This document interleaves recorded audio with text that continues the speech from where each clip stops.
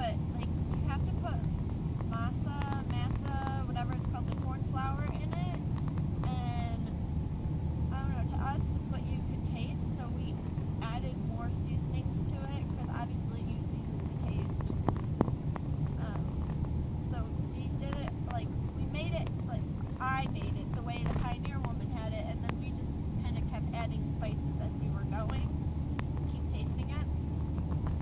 So hopefully it will be good. We have noodles to put over it, and some cheddar cheese at home, so I'm kind of excited to eat that. I'm not really a big chili person, but this isn't too bad. It kind of tastes more like the meat hot sauce that you would put on a garbage plate, so I'm cool with that.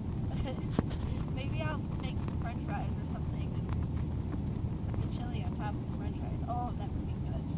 That would probably be delicious. What's up, y'all? It is 6 o'clock. I'm headed home.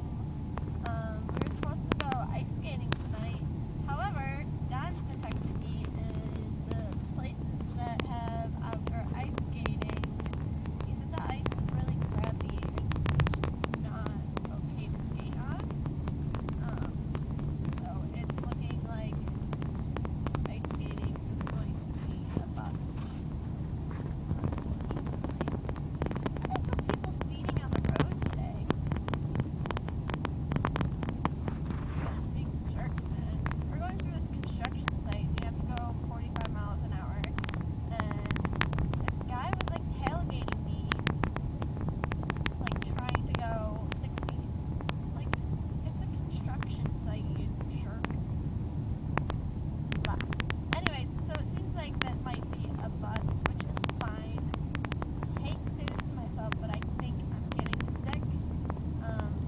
When I left my friend Sonia's, and I started feeling like in my throat area, I'm kind of feeling funny, and like if I swallow, like it doesn't hurt, but if I touch